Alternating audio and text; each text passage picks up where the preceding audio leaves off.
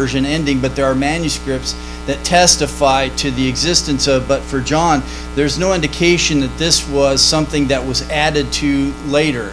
Some think that when they came to chapter 21 that this is sort of an afterthought. John's just sort of laying this out there, and it really has no relevance or bearing to the rest of his gospel narrative. And I'll just tell you, it's not an afterthought. It's a very fitting epilogue to his prologue. He started off that way in chapter 1, verses 1 through 18. He is going to now bring some things to a close, important lessons that we need to learn from Christ. So these are lessons at the beach, if you will, that Jesus is going to teach his disciples, but especially Peter. He is the common denominator, other than Christ, that runs through this narrative. And it's important for us to understand, John wrote this, vocabulary testifies to this, the construction of it makes it very clear that this is a part of John's gospel. And I would suggest that the overriding title that we have been seeing from chapter 20 into now is The Dawning of a New Day. And what's intriguing to me about John's gospel is that in chapter 20, he doesn't spend much time on the resurrection itself. What he spends his focus on is the appearances that Jesus makes after the resurrection and the impact that his resurrection life had in those he encountered. We saw with Mary, he transformed sadness into joy and great rejoicing. And the affirmation to us is that if we go through times of sorrow and grief and despair in our life, that the reality of the resurrection of Jesus Christ can bring us out of that, right? Those moments when our soul cleaves to the dust, it is the truth of his word and the fact that he rose from the dead that can lift us out of that. The reality of the fact that he came to his disciples who were afraid, they were terrified behind locked doors. Twice we hear this in chapter 20, and he takes that fear and he's going to turn it into great boldness. He can do the same for us as well. And for Thomas, doubting Thomas, right?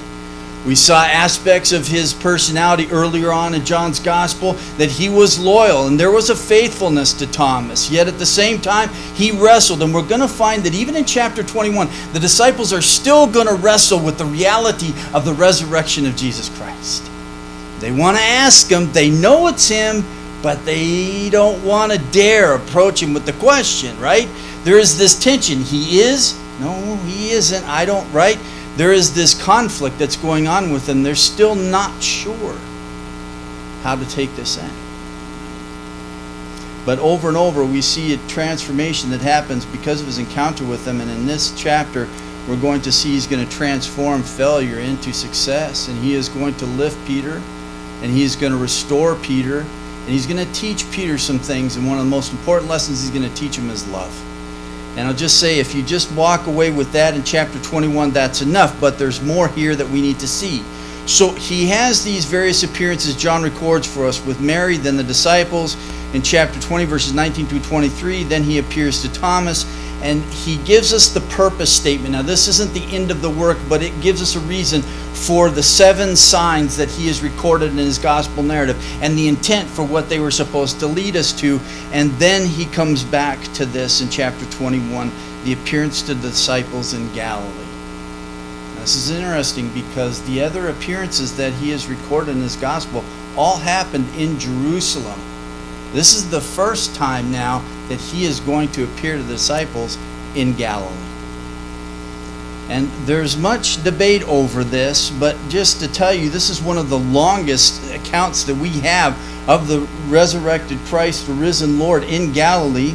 And it's interesting because John is going to tie this to the previous events in 2 ways. He does this first by the notation at the beginning of chapter 21 and verse 1, and also in verse 14. And we'll come back and look at these statements. But the setting comes that they are in, if you will, they are in the sea, in Galilee by the Sea of Tiberias, as John records it here. And he's the only one who mentions this. But we have this statement of this series of events that take place. After these things, Jesus manifested himself. There is sequence here, but there aren't a lot of chronological details. And again, he's going to make the connection for us in verse 14. This is now the 3rd time that Jesus was manifested to disciples after he was raised from the dead.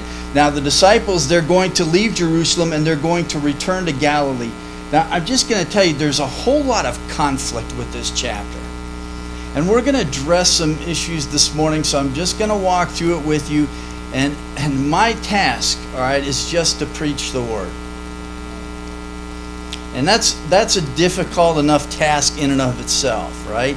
And I only have ultimately really one I am supposed to please with the preaching of the word, and that's the Lord, right? And he's the one I answer to ultimately. But I just have to tell you, there's a lot of controversy here. And we're going to see some controversy in light of this passage we're going to look at. Now, there are some things, say from the Roman Catholic Church, that have been so impressed upon this text, and I'm going to tell you that they're so far-fetched, I'm not even going to touch them, right? I'm not even going to give credence to the thoughts, and I'm not going to address them. But there are some issues that I have to address. But here they move from Jerusalem into Galilee, and this is where we find them. Now, likely, they didn't travel with the groups of pilgrims that were there in Jerusalem for the festivals, for the feast. They likely traveled in smaller groups of two and three, and then they did this over a period of several days, and this was after the Feast of Unleavened Bread. So you had the pilgrims that were returning, the disciples that were going to come later on the heels of this, and they are going to make their way to Galilee. There's much conflict, though, about why they went there, and I'm going to get to that in a moment. Why did they go to Galilee in the first place? Some think that it was high-handed rebellion. I'm going to suggest to you that that's not the case, all right?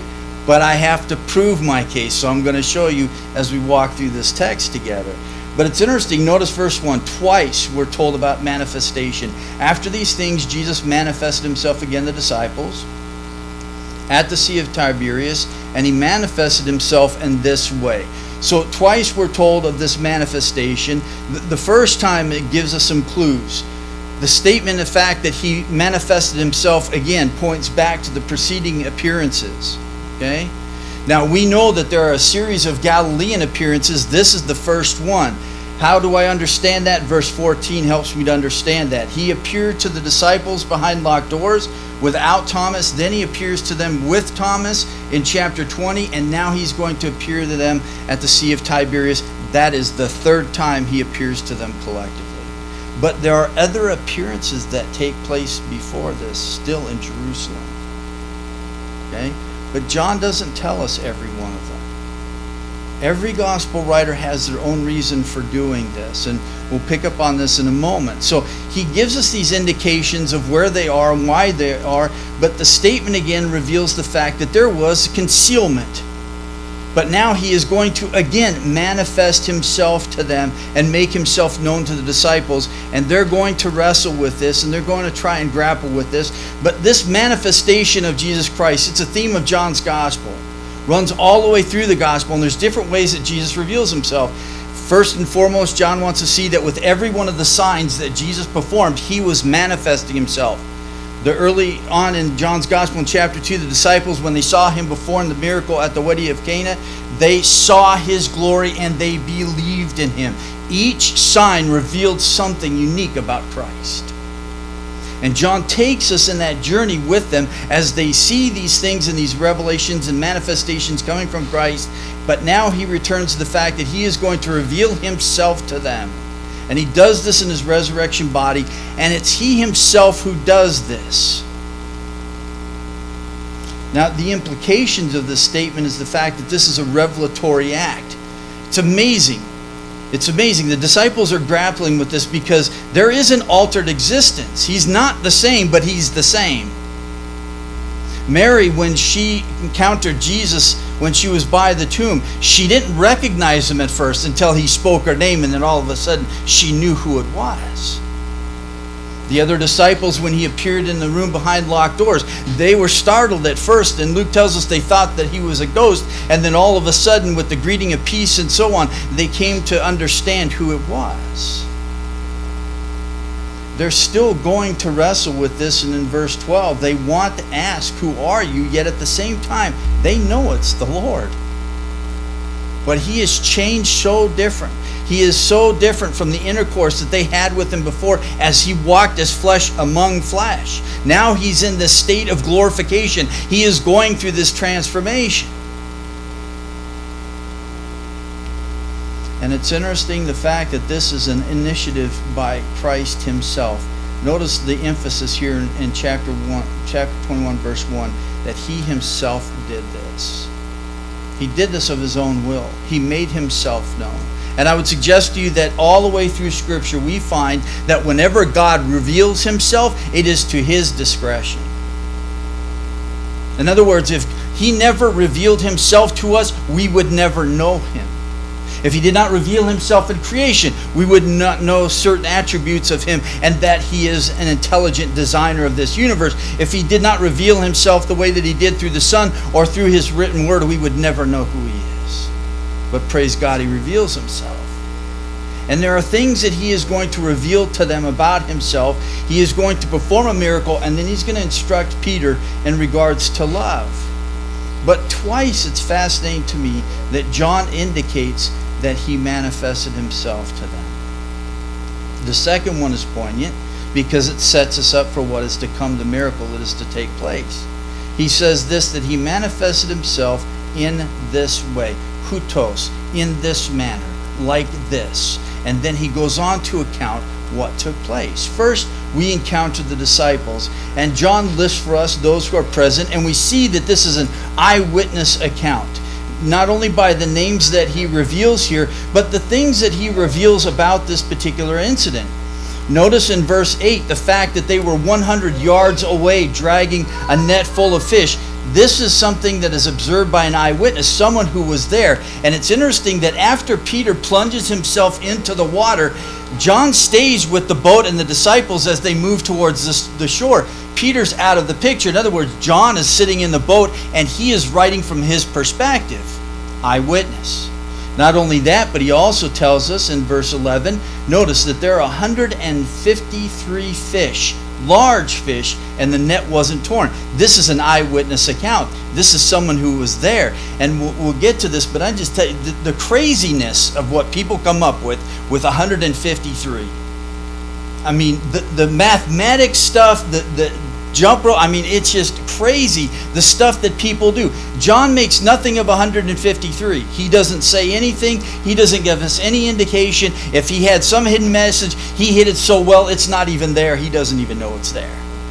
All right? It's just a lot of fish, right? And the net didn't break. That's the point. Now, I'm going to tell you that he also gives us this information because he's going to set us up for understanding Peter a little bit. Peter's going to go and help drag this net up to shore, which tells you something about him. This is one buff dude, right? This is a guy who needs to understand love. Okay? So just keep that in mind for next week. But here we have the disciples in verses 1 through 3. That the Sea of Tiberias, John is the only one who mentions it this way. This is another name for the Sea of Galilee.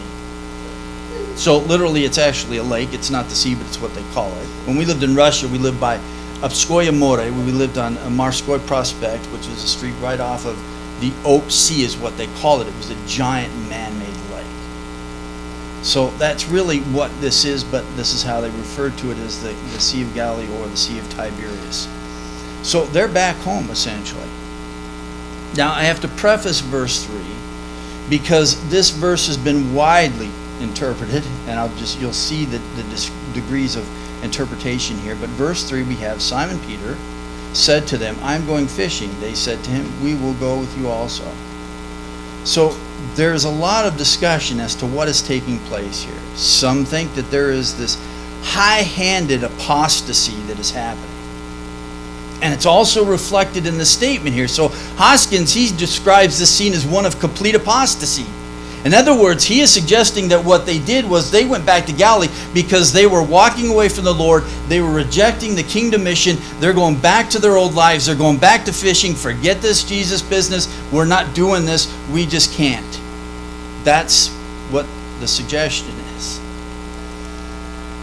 Brown tapers it a little bit, not Robert Brown, but he tapers it this way in Word Commentary. He says, the scene is one of aimless activity undertaken in desperation. So they're bewildered and don't know what to do. So Beasley and Murray respond to this in Word Commentary. One is constrained to ask how the learned professor knows that. There is no hint of aimlessness, desperation in the text at all. So what's happening here?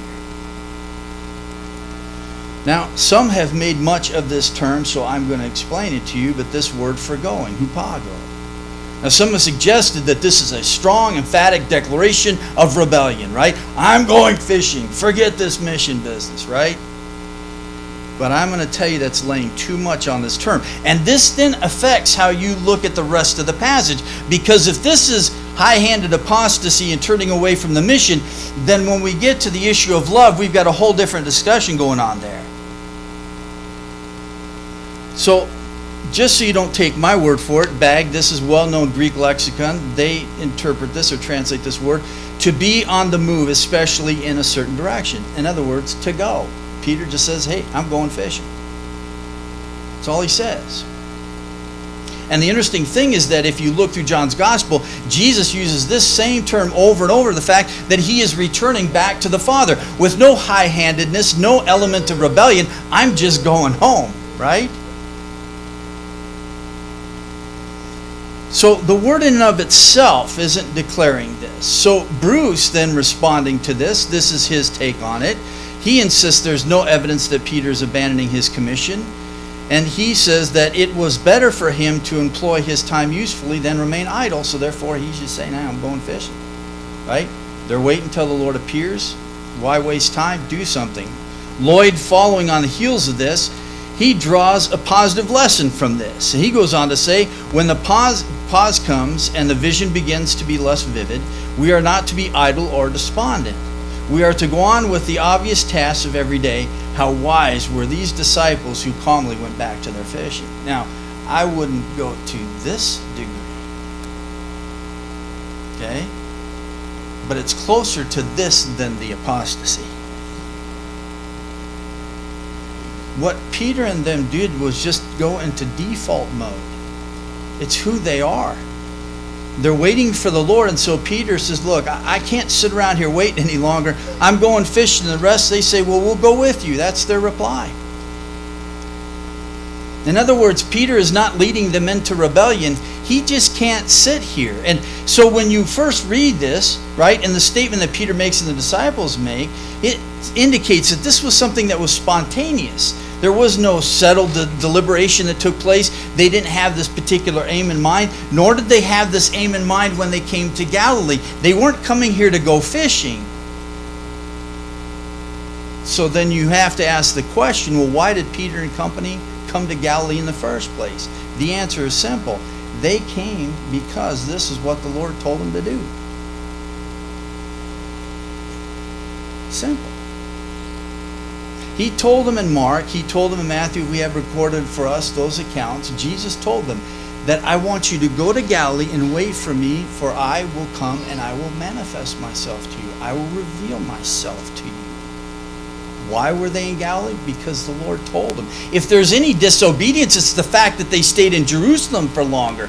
But I wouldn't suggest that was disobedience either, because they were there for the feast. They had to wait till it was finished and everything was done, and then they're going to make their journey back to Galilee. But the sole reason why they're there is because Jesus told them to go there. So he gives them the command in Mark chapter 14, verse 28, and in 16:7. He tells the disciples, you go to Galilee and you will see me there.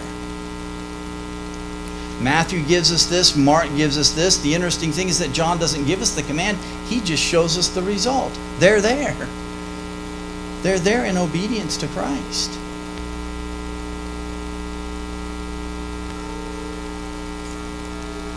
The interesting thing is that Matthew will give us only appearances in Galilee. Luke and Mark will give us appearances in Jerusalem and around Jerusalem. But John, he's going to give us both. Some in Jerusalem and some in Galilee. And this is the first one that takes place in Galilee. The other thing that we find out from Luke's gospel is that Peter has already had an appearance from the Lord before this account. We'll get to that in a moment, but this is the reason why they're there, right? Not only that, but it's interesting that when Peter, after the miracle, and John the beloved, he recognizes verse 7, he makes a statement. After the miracle, he says to Peter, he says, it is the Lord. So Simon Peter plunges himself into the water and he swims for shore. Now, this makes sense in the light of the fact that Peter was already manifested to by Jesus already. When you have the two on the road to Emmaus in Luke's gospel, Read the account in Luke's Gospel, chapter 24. The disciples who encountered Jesus on the road to Emmaus, they said, he's already appeared to Peter. In 1 Corinthians 15, verse 5, Paul records for us that Peter already had a visitation from Jesus Christ. So upon now this miracle taking place, John making this recognition of the fact that this is Jesus, Peter jumps in the water. This is someone who is not running away from. This is someone who is moving towards. And if we look at the parallel of the account that is in Luke chapter 5, which is a different event, when the catch of fish came in, Peter did what? Depart from me, Lord, for I'm a sinful man. Well, if he's still in a state of apostasy, why is he swimming towards Christ rather than moving away from Christ and acknowledging his sinfulness? It's because he's already had an encounter with Jesus. He's already on his way to restoration. He's already wept the tears of bitterness. The reason why these men went back to fishing is because these are men of action. They can't just sit and wait. Jesus says, go and wait. I can't sit and wait, Peter says. I got to do something, right? So what am I going to do? Default mode. And some suggest, well, his family still have to eat, and so he's got to go catch fish for them. That's reasonable enough.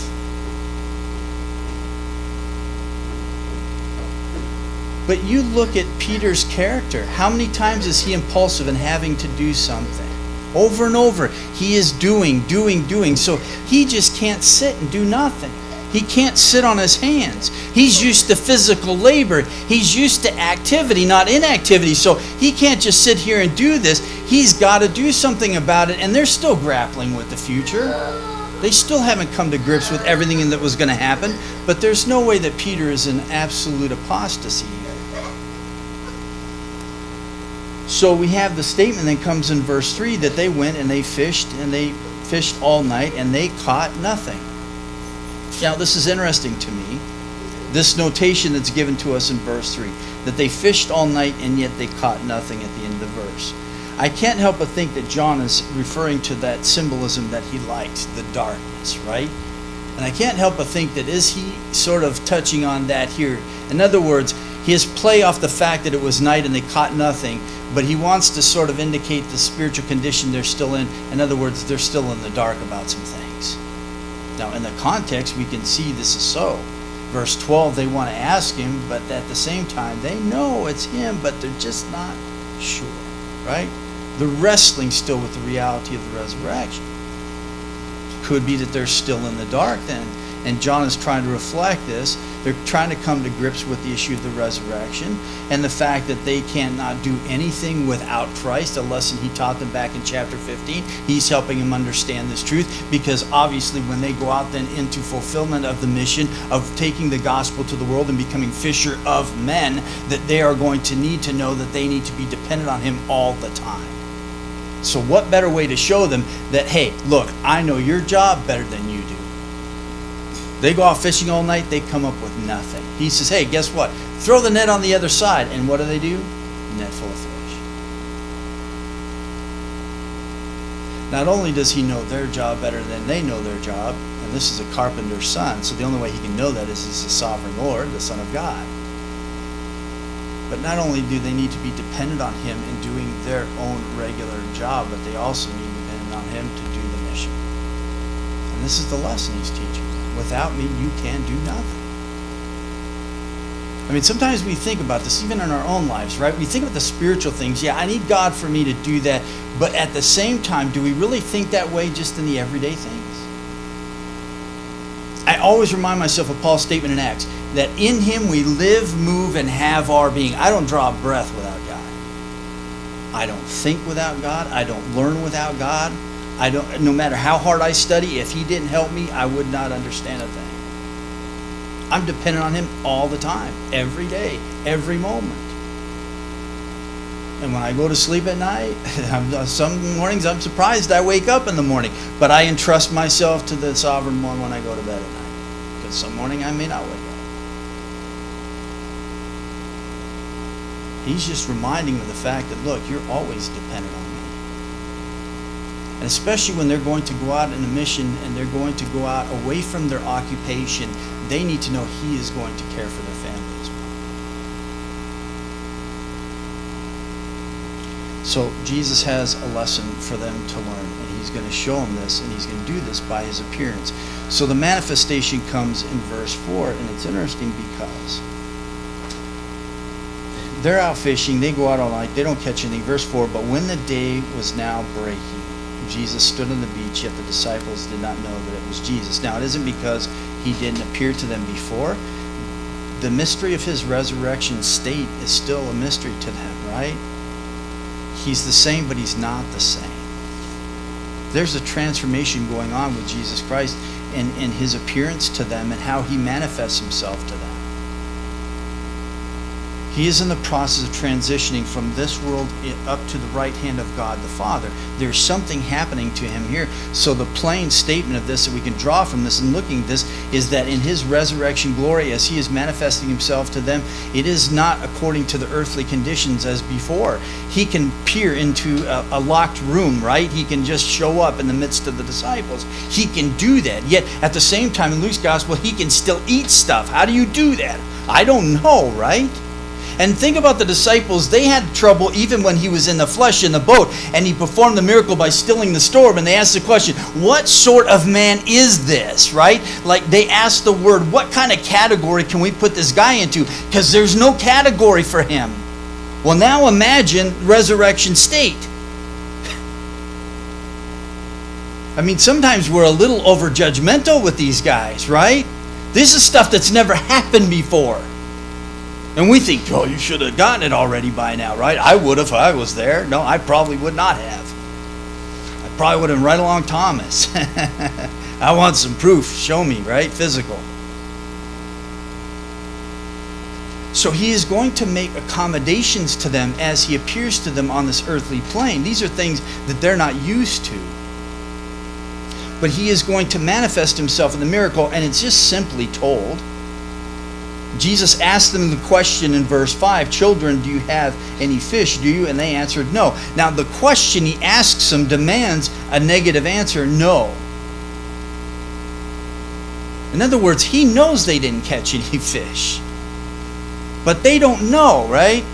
And so they're answering his question. Now here's what's interesting. Some suggest that when he appeals to them as children, that this is a derogatory statement. So this goes along with the high-handed apostasy and all of that. So Jesus uses a very watered-down general statement of child and so on, and therefore there's nothing to be. I'm just going to tell you, it's a diminutive form. This term is used by the Apostle John in 1 John. He likes teknia, and so does Jesus. He uses that in chapter 13, verse 33. But he uses this term here. And the reason for this, I think, is this. Because it means a child who is under training. Paidion. So in one sense, in just regular Greek terminology, hey lads, did you catch any fish? This is how they understand it. Jesus, right?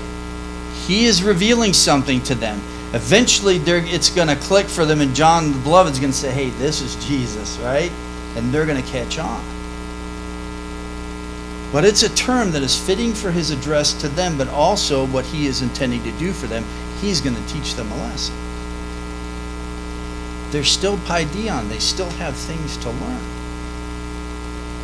So he asks them if they caught any fish. He knows that they didn't catch any fish, so he gives them the suggestion. He says, hey, I tell you what, throw the net over on the other side of the boat, the starboard side, right? Throw it over there. Why does he tell them to throw it over there? Because he knows that there's a school of fish there. Now, there are two things that are happening in this, right? And I'm just going to tell you this is just normal dialogue. They're thinking they're talking to some contemporary fisherman. He's giving them some advice, right? If you've ever gone fishing and not caught anything, there's always some fisherman around to say, hey man, why don't you try casting over here, right? So this is how they see that. Whether it's in hope or desperation, and they said, okay, look, been at this all night, let's just take his word for it, throw the net. Whatever it is, they don't know it's Jesus yet. So as far as they know, it's just a contemporary fisherman just telling them, hey, look, you haven't caught anything, try throwing your net over here. So they do. They're going to find out this just wasn't a lucky guess. Jesus knew exactly where they needed to throw the net because he knew exactly where the fish were.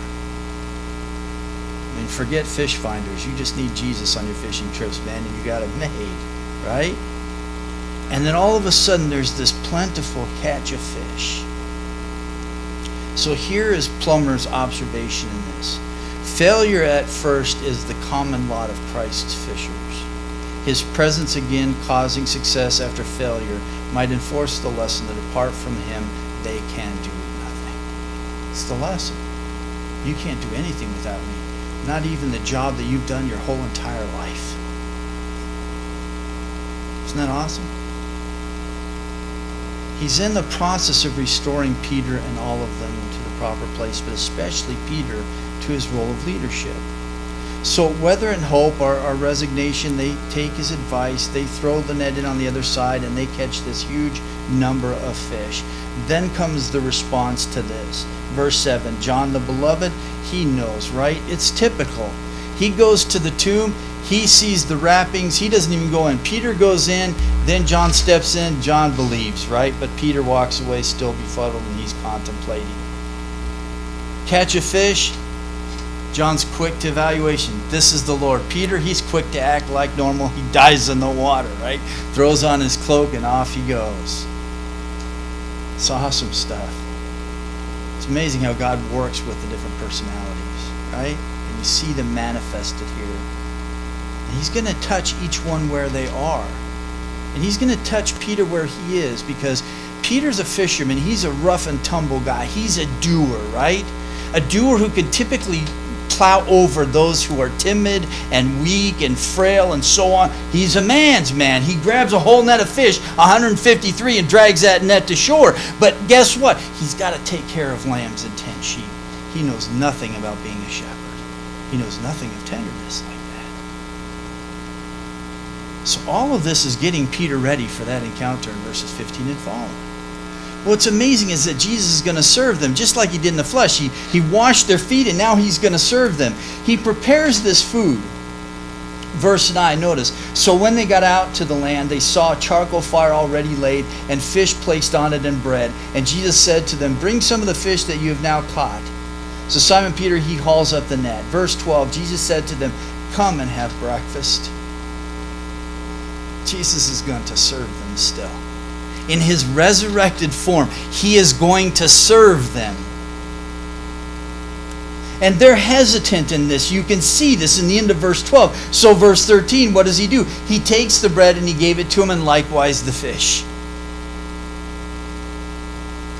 This is the resurrected Lord, the sovereign one, the one who knows where the school of fish are swimming, and he is going to serve them breakfast. It's akin to chapter 13. All power and authority was given to him, and he knew this. Jesus Christ did. And what did he do? He got down on his knees, he put on the apron of a slave, and he washed filthy feet, even of the one who was going to betray him. Our Lord and Master manifests how we're supposed to serve him, and that is through being a servant of others. He's the sovereign one. He is the risen Lord, and yet he is going to feed them food. And he's going to help them in this and help them understand several things. So verse 12, verse 13 play out like this. He tells them to come and eat. They're hesitant, right? They have these thoughts wrestling in their mind. They don't dare ask him, but they know it's him, right? And they're contending with this, and so therefore Jesus is going to help them. And he's going to take the bread, he's going to take the fish, and he's going to hand it to them. He's going to help them in this process. He's going to reassure them. They have questions, but they're going to not have those questions afterwards, and they're just going to know this is him. This is what he does. He serves. Not only that, but he's going to meet their physical needs. I'm there for you. Not only do I help you spiritually, but I can help you in the physical area. I have trusted this my entire life, really, ever since I was engaged to be married, because I lost my job and I'm thinking, God, how am I going to take care of a wife? I don't even have a job now, and I couldn't return to work because I was walking on a cane back then still. And I'm thinking, how am I going to do this? And I have to go to seminary and have to pay for seminary. How am I going to do all of this stuff? And then what if we have kids? He says to me, he says, seek my kingdom and my righteousness, and these things will what? Will be added unto you. I take care of the bread and fish. You just worry about my business, right? He has been faithful to that ever since. Ever since. And he needs to help them understand this truth. And not only that, but he serves them as he did before his passion. He clarifies it. They don't have to ask the question now. They know it's him. Because this is what he does. He serves. So all of this prepares us for this encounter with Peter. And I'm going to say it's probably a lot more radically different than maybe how some of us have come to understand the verses that follow. But we will look at those next week. But maybe walk out into this day and the reality of the fact that Christ is risen from the dead. He is the living one. He is the living one. And he can provide for all of our needs, not just our spiritual ones, but the physical ones.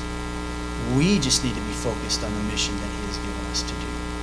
And that is to make disciples. Amen? Now would you close?